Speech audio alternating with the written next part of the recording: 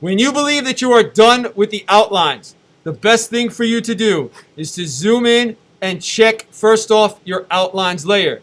By that I mean hide the OG layer like this by clicking the visibility icon off. Go to your outlines layer, zoom in, Command plus a few times, and start to check your lines. Make sure that your lines are closed up. What I mean by that is if you have any gaps, so for example, if this looked like this and there was a little gap right here, you might want to take your brush and close it back up, all right? So if you have black as your color, just as an example here, you would go back and you would close up that little piece. All right, or maybe a little thinner, you'd close it up. Okay, so you check all your lines look good, and you're ready to color. So what do? Well, first step, you make sure that you go to your outlines and you lock it. When all your black lines look good, you're going to lock it with this lock. Then what you're going to do is you're going to create a brand new layer for every different part of you. So for example, on this one, we can start with maybe the shirt. We'll do the shirt, all right? So what I'm going to do is I'm going to go to the layers panel right here, go to the bottom of the layers panel. You can sort of see here next to the trash can, in between the trash can and the folder, there's a page with the corner flipped up. That's the new layer button. We're going to click that one time. When I click it, you'll see at the top I get a brand new layer. What we're going to do with that layer is we're going to double click and we're going to name it shirt. Every piece is going to have a new layer. One for the shirt, one for the pants, one for one for the skin, one for the hair, and so on and so on. Then what I'm going to do is move that layer down and underneath the outline. We always want to try to keep the outlines on top as much as we can, and certainly at the end of the project, we're going to keep them on top. So now I want to start to paint. Now here's what happens first. Here's what not to do or what might drive you a little crazy. Here's the story. I'm on the shirt layer, guys, right? If I go over to my brush tool that's on the side, the same brush you use to do the outlines, and I grab this brush tool, and then I go down to the bottom and I choose a color, when I click this color, the color picker window is going to come up. It's going to look just like this. Now I could slide up and down this color slider here, and then find the color that I want, click on it, and then hit OK. Okay, that's no problem. If I start to paint, it's going to look like this. Right now I have a very, very small brush. This would take me 50 years to do, so that's no good. Increase the size of the brush like this. Increase it. You can use the left and right bracket keys on your keyboard to increase it. Now, this is fine. I'm going to keep talking through the announcement here. This is fine and it works. But when you get to the edge, like right here, you're definitely going to need to make this brush smaller or else you're going to end up going outside the lines too much. So you're going to want to make it smaller and do this. Now, you could do the project this way, I said to you last time. You could take a brush, make your new layer, and just start to paint. Simply paint with different size brushes. That would be okay. But you see how long it takes to do. So I'm going to undo a little bit here, back to the way I had it before, which was like this. And I'm going to show you the faster way to do things. All right? If there's a faster way, you might as well do it a faster way. So here's what you do instead.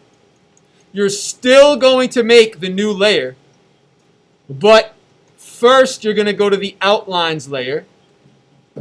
And from that layer, it has to be from this layer because that's where the black lines are. That's where the information is. You go to the outlines layer. You choose this time a tool called the Magic Wand tool, which is right here. Magic Wand. Now, the settings for the Magic Wand should be, this one should be selected, which allows you to get multiple pieces. Sample size should say point sample. And the tolerance should be about a 50. All right, now you go over to the part that you want. Remember, I'm on the outlines layer, and I click like this. Now, Loons did a nice job of closing everything up. So you see, it did a pretty nice job. It grabbed all of this, but it didn't go into his arms or anything. It's perfect. There are a couple of little spots, like you see right here, it missed this little chunk. So I have to grab that chunk by clicking it. It also missed, I think, this little chunk. So I'm going to grab that. And this little chunk in between the fingers, I'm going to grab that. What else did it miss? Did it miss anything else? Oh, in between the letters of his shirt, like in between this F right here, you might want to click and put that in there. Same thing for like the N. Maybe this one, the O, inside the O. All right? And then the edge where his sleeves are looks like this right here. Probably add that one too. I don't know what kind of shirt. Maybe his shirt, if your sleeves were a different color, like if this was supposed to be difficult, then don't add it. I'm going to add it now just to show you. And I'm going to do the other side too, this one right here. So it looks like I have all of the shirts selected now. It's all selected. Except for the collar. I'll put the collar on there too. All right, so now it looks like this. So now I'm ready to color. But what layer am I on right now? I'm on the outlines. I'm not going to color on the outlines. I want to color on the shirt layer. So I click on the shirt layer, and now I can color. And here's the thing. If I go to my brush now, and I choose my color, I already have that purple from before. If I try to draw over here, nothing will happen. That's because the selection is still there. So it'll only let me, look, it only lets me draw inside the selection. Oops, too far. It only lets me draw, there's a lot of zooming in and out here, but it only lets me draw inside the selection. So I can't go out of the lines. So if I make my brush much bigger, it looks like this. Without having to worry about staying in the lines, the selection helped me make that decision, right? And it knows where the edges are. So I was able to fill it in real quick.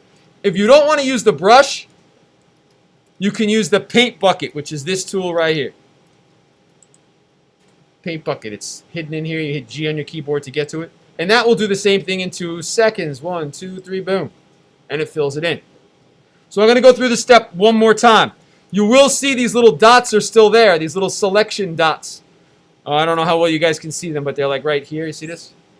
To get rid of them, you just do Command D on your keyboard. That's to deselect, Command D.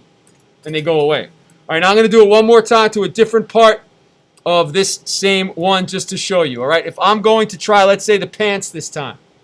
So I'm going to go over to my layers. I'm going to create a brand new layer right here. When it pops up, it says layer 1. I'm going to double click. I'm going to call it pants. And then from there, I have to select my pants. So those are on the outlines layer. So you go to the outlines layer.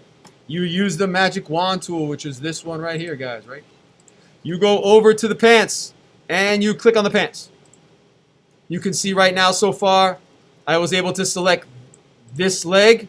Okay, that's good. But I also want to add the other leg too. So I'm going to go 1, 2. Looks like I got most of it. Maybe there's a little bit at the bottom, or those might be his socks. So I think I got most of it. The only thing I'm missing, I think, is the string here. This little string. So now I got I got the legs and the string. And now I go to the pants layer, which is here. That's where you're going to actually add your color right here. And now I'm ready to color it in. I go to my paint bucket tool or my brush. Either one is fine. I'm going to use my paint bucket. Go to my bottom here. Choose a color. Choose some color that I like. Whatever it is. This is going to be a weird outfit. All right. And then you click and you fill it in. And then to get those dots to go away, you're going to do Command D. Command D on your keyboard. All right. Last and final thing I want you to see. And you can see how it's coming along already. Look what the layers look like. Pants on one, shirt on another. OG doesn't get touched. Outlines stay locked, right? All that stuff. The only other thing is this. Let's say you want to pick colors from your original. So watch what you'd have to do, guys. Watch what you'd have to do. Go to the original. Turn it back on. Unlock it. Right? And then bring the opacity back up to 100. So it looks like this now. Right? But you want to take it with the move tool. This is the move tool up here. And kind of move it a little bit out of the way. And if you move it to the side, you can see both at the same time. And now if you want to select color, remember I said you have to go down here to select color and you click one time? Well, you can go down here, click, it opens up that box that allows you to pick. But instead of trying to go in here and pick the color, you can go right over to your picture over here and just click. And wherever you click, it's going to grab that color. And now that's your foreground color. So if I go on his arm, now there's his skin color at that one spot. Your skin color and your shirt, everything you're wearing changes, right? If it's a shadow, it's going to be darker. But he can grab the color from the flame and get exactly that yellow. And then hit OK, and then he could use that to fill whatever he's trying to fill up. Just be careful. This is the warning. Know what layer you're on when you're working. Always look back at your layers to see where you are. It can be confusing at first until you get the hang of it. But make sure you know where you are. All right? And that's pretty much it. The only other little thing, and before I end this, is if you're using the brush or if you're using the paint bucket, regardless of which tool, you can hold Option on your keyboard. And every time you click Option, you see it turns into the little eyedropper. And then you can just use that, hold Option, and click. And now I have that exact yellow. You see it looks like that exact yellow here at the bottom? So it's an easy way to select color. So you're starting by just grabbing the basic colors and filling in layer by layer. I'm going to show you one quickly that was done. I'll show that just for the class, not on the video, okay?